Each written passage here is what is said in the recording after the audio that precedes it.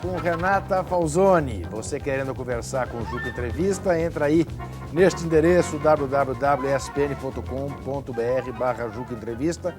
Eu volto a dizer que eu recebo muitas mensagens eletrônicas pedindo para rever entrevistas, ou como é que eu faço para conseguir entrevista, queria tanto mostrar essa entrevista na sala de aula. Tem um jeito simplíssimo de rever toda a programação dos canais ESPN, nesse endereço, www.espn.com.br/360. Você quer rever a entrevista com a Renata Falzoni? Você entra nesse endereço, escreve o nome dela, Renata Falzoni, vai aparecer o Juca Entrevista com Renata Falzoni e com todos os demais entrevistados. Você querendo engrossar um movimento muito legal, tem aí o endereço ao qual a Renata se referiu no bloco anterior, o www.bicicletada.com, bicicletada.org, não tem .com nenhum, é .org, ok?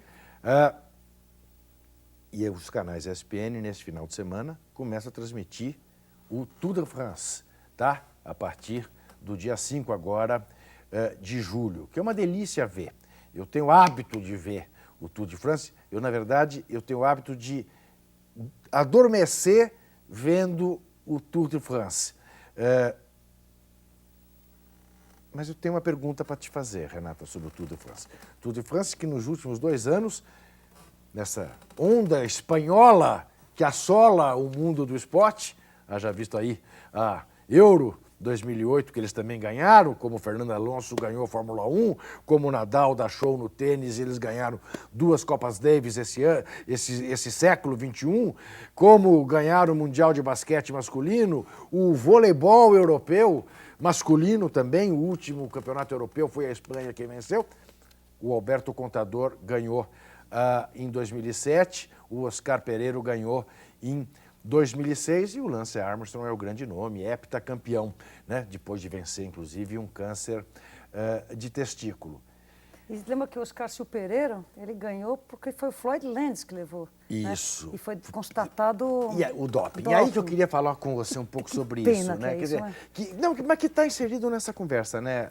Porque a coisa da ganância chegou a um ponto tal que até a bicicleta paga um preço alto. E não é de hoje, né? O ciclismo, né? O ciclismo. O ciclismo com certeza, né? paga esse preço. E eu acho que o ciclismo, eu não posso provar o que eu vou falar, mas eu acho que o ciclismo deve ser um dos mais antigos esportes que estão buscando aí aprimorar o uso de doping. Né? Isso. Existe uma frase que não é minha. É o esporte onde começou-se a morrer de doping. Isso. E chamou a atenção. Toda vez que tiver câncer na história do ciclismo, pode desconfiar, em especial câncer de testículos. Não estou dizendo que Sim. que seja 100%, sim, mas é bem provável mesmo. Agora, por outro lado, não estou defendendo, pedalar...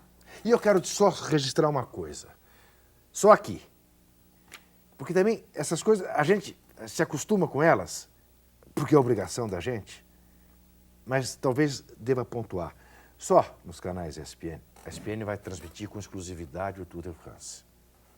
Qual que é o nosso papel? Em regra, opa, encha a bola do evento. Eu estou dizendo, eu adoro ver o Tour de France. De verdade.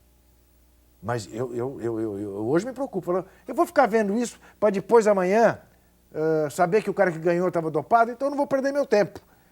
Qual é a maneira correta de não correr esse risco? É discutindo essa questão. Né? É discutindo, é fazendo jornalismo com essa questão, que é o que a gente pretende fazer. Continua. Eu ia dar uma desvirtuada assim. Tá. O ciclismo, eu posso dizer uma coisa para você, 100% de nós ciclistas que pedalam, no fundo, somos viciados na endorfina.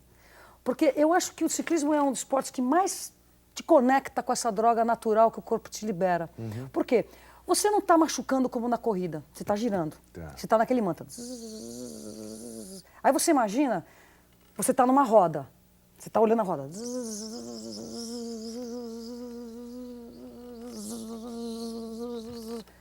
É uma delícia. Você realmente entra no mantra do ciclismo. Eu tenho certeza que se Freud tivesse pedalado, ele teria inventado a bike terapia como uma forma de conexão do ser humano direto com as suas sensações de infância.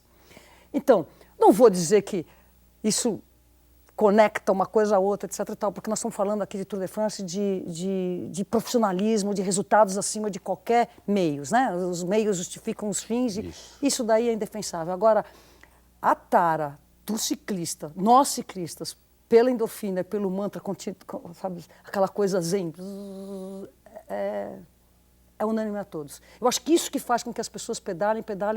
Você está pedalando em qualquer lugar do mundo, você olha o olho no ciclista, pá, conecta uma energia assim de amor, de carinho, de aproximação e tem muito a ver com sermos viciados nessa droga que é a bike terapia, que é você estar girando, sem doer. Tá. Sem trauma. Sem trauma. Então, por que nós somos tão tarados pela bicicleta? Por causa disso, com certeza. E a única explicação que eu tenho, porque você vê crianças, você vê adultos, você vê velhos. Eu, na Copa do Mundo, no Japão, eu vi pessoas idosas, mesmo pedalando assim, você vê que ela estava no mantra. Isso. No mantra. É fácil se atropelar nessas horas. E essa é daquelas coisas que você aprendeu uma vez, nunca mais esquece. Nunca mais perde. Você nunca mais deixa de saber andar de bicicleta, né? Existe uma coisa curiosa que é o All Ducks, isso é internacional. São ciclistas que fazem metas de 100, 200, 300, 400, 500 quilômetros numa tirada só. Então, essa coisa de ir a fundo, de experimentar seus limites, de ir para frente, que está presente em todos os esportes de endurance, como corrida de aventura, como maratonas, ultramaratonas, essas coisas, o ciclismo já vem nessa tocada há muitos anos. Então, somos sim viciados em endorfina. Somos sim viciados naquela coisa de buscar autoconhecimento, o tempo. Porque a endorfina tira a dor, né? Então, você está pedalando e aí você começa a ver a paisagem, ela integra. Você está num cinema 360 graus.